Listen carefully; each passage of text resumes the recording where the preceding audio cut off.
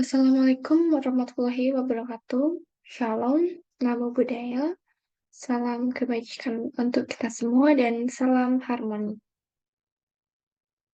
Selamat pagi rekan-rekan sekalian. Perkenalkan saya Cantika Dadaransari dari kelas 2A Pendidikan Biologi dengan NIM 23130411015. Pada video kali ini, saya berkesempatan untuk menjelaskan sedikit mengenai histologi dari saluran pencernaan. Saluran pencernaan itu apa sih?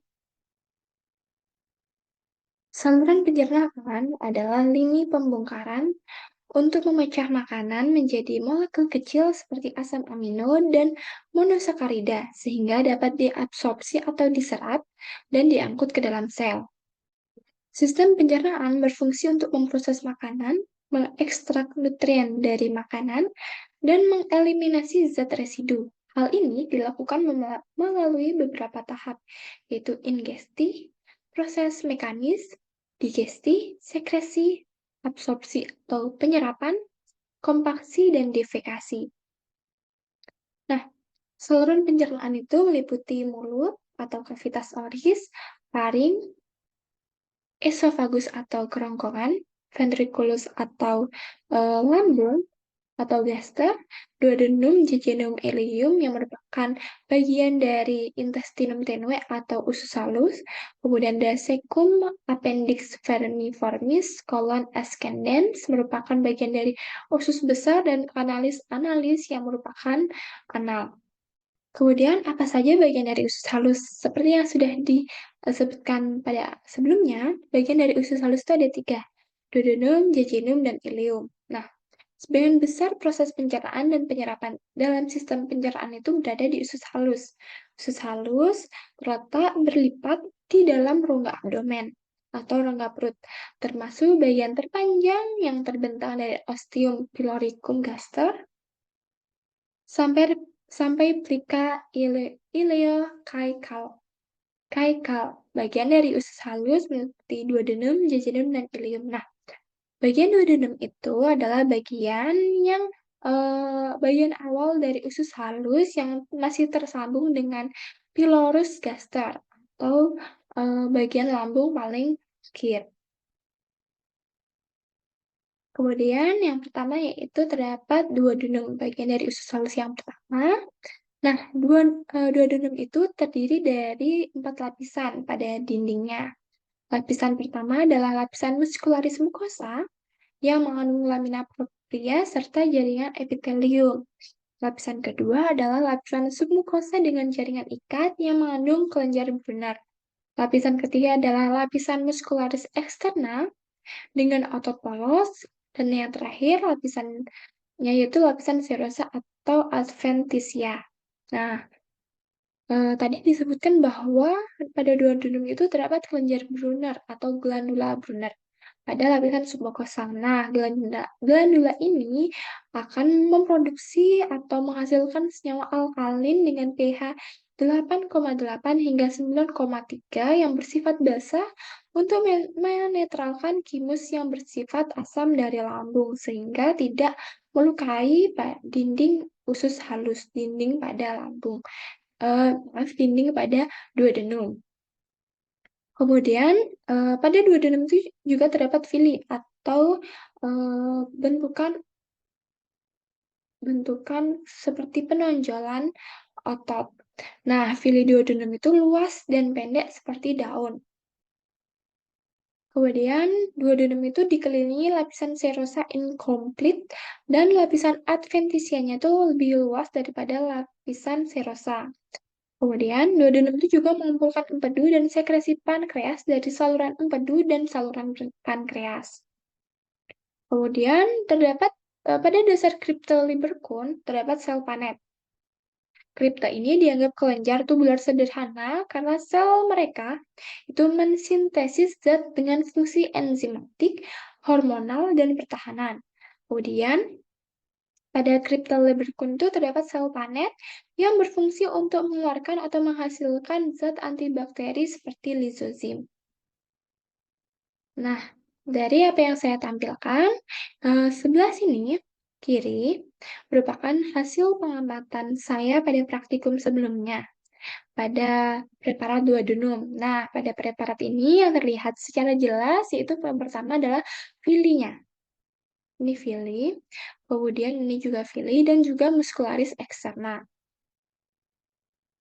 Jika dibandingkan dengan gambar sebelah kanan, terdapat perbedaan bahwa di gambar sebelah kanan itu terlihat lebih jelas dari hasil preparat, seperti glandula Brunner-nya itu terlihat.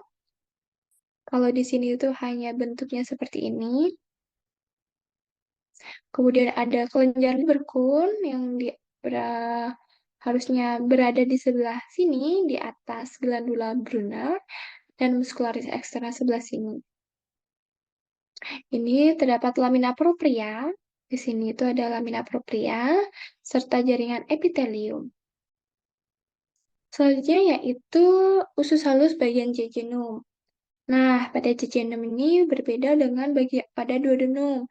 Pada jejunum ini tidak ditemukan adanya glandula Brunner atau kelenjar Brunner. Dan fili pada jejunum ini menyerupai jari tangan.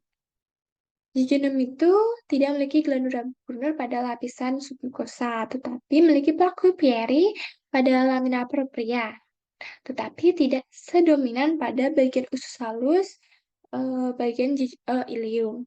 Sel padatnya itu dapat ditemukan pada dasar kripta Lieberkühn atau kelenjar Lieberkühn. Terdapat pula sel goblet, yakni jadi sel yang menghasilkan mukus untuk melumasi dan melindungi permukaan epitel. Mukus ini memiliki fungsi sebagai pelumasan dan perlindungan. Nah, pada gambar sebelah kiri ini merupakan hasil pengamatan saya pada praktikum sebelumnya. Pada pengamatan yang terlihat jelas itu hanya bagian fili. Di sini itu terlihat lapisan muskularis mukosa. Namun tidak terlihat sangat jelas karena preparat yang preparat yang tidak sempurna.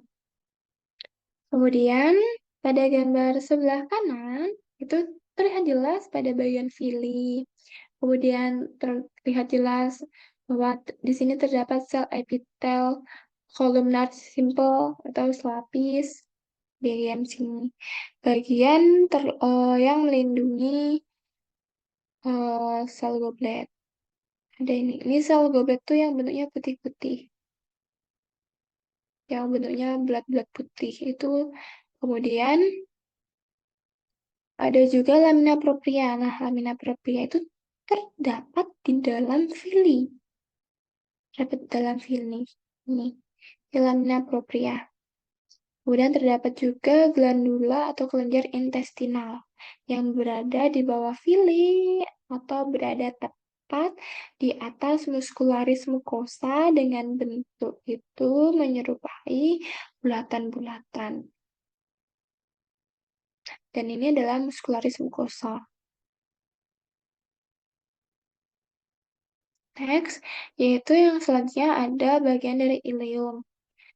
Nah, ileum itu merupakan bagian dari usus halus yang terakhir, di mana pada ileum ini terdapat plaku Pieri yang mengandung folikel limfoid yang ditemukan pada lapisan mukosa dan merupakan bagian dari submukosa.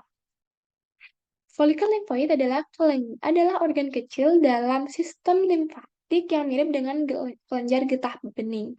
Jadi plaku Pieri itu memainkan peran penting dalam pengawasan kekebalan sistem pencernaan karena mengandung folikel limfoid. Pada ileum juga tidak terdapat glandula Brunner atau kelenjar Brunner yang menghasilkan senyawa alkalin, cairan alkalin yang bersifat basa. Dan filinya itu merupakan jari tangan tetapi tidak lebih pendek. Tapi lebih pendek dibandingkan pada bagian jejunum.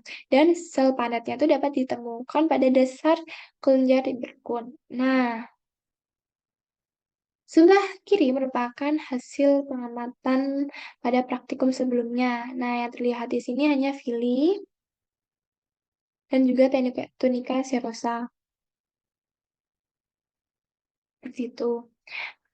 Yang sebelah kanan itu terlihat lebih jelas bahwa pada ileum tuh terdapat lumen atau rongga pada usus.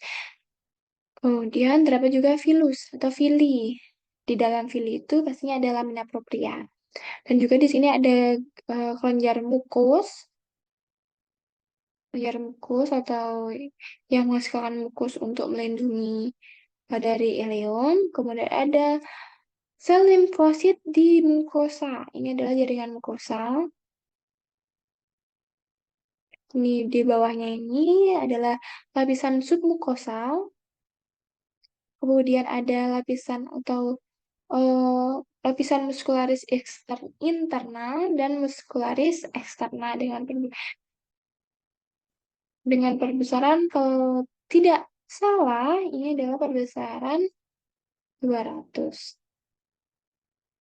Nah, rekan-rekan dapat mengamati dari apa yang sudah saya lampirkan di sini. Kemudian ada juga pada saluran pencernaan itu adalah esofagus. Pada praktikum, hasil praktikum esofagus itu tidak terlihat jelas mengenai histologinya. Jadi saya menampilkan gambar referensi dari Pinterest yang bersumber dari Pinterest. Nah, esofagus itu merupakan kerongkongan yang menghubungkan antara mulut, kemudian kerongkongan, dan juga masuk ke lambung. Di sini yang pertama, pada esofagus itu ada lapisan mukosa. Pada lapisan mukosa ini terdapat muskularis mukosa. Ini muskularis mukosa. Kemudian juga terdapat lamina propria. Ini merupakan lapisan epitel ini yang melindungi dan ini adalah lubang rongga dari esofagus atau lumennya. Kemudian terdapat dari lapisan submukosa, yang submukosa ada di sini. Nah, ini lapisan submukosa. Kemudian muskularis eksterna dan adventitia pada bagian ini atau lapisan serosa. Nah, pada lapisan submukosa itu terdapat kelenjar submukosa di sini. Ini merupakan lapisan sirkuler.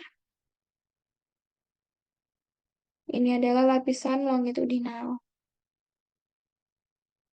Nah, rekan-rekan dapat mengamati pada gambar yang telah saya tampilkan mengenai histologi dari esofagus.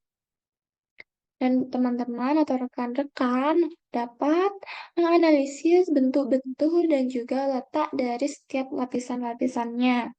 Lapisan submukosa itu berada di bawah lapisan mukosa dengan bentuk yang seperti serat-serat dengan warna yang lebih cenderung lebih terang, lebih putih.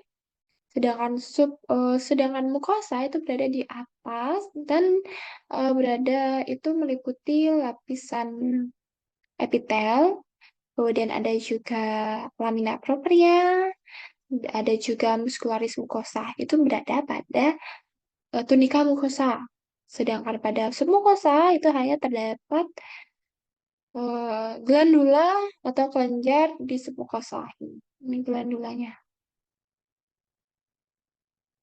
Kemudian pada bagian muskularis eksternal itu terdapat lapisan sirkuler dan juga lapisan longitudinal.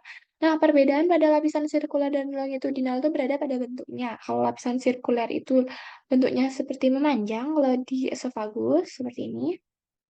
Sedangkan pada lapisan longitudinal itu bentuknya seperti ini, seperti pecah-pecahan dan tidak memanjang. Kemudian ada juga lapisan adventisia atau lapisan serosum. Dan pastinya pada esofagus itu terdapat lumen. Seperti itu. Nah, mungkin sekian yang dapat saya sampaikan mengenai histologi dari saluran pencernaan, yaitu pada usus halus yang meliputi duodenum, jejunum, dan ileum. Kemudian juga saya menampilkan mengenai histologi dari esofagus atau kerongkongan. Terima kasih atas waktu dan kesediaan teman-teman untuk mendengarkan penjelasan dari saya. Saya tutup dengan Paramesanti. Om Santi Santi Santi Om. Wassalamualaikum warahmatullahi wabarakatuh. Shalom. Namo Buddhaya. Salam kebajikan untuk kita semua dan salam harmoni. Terima kasih.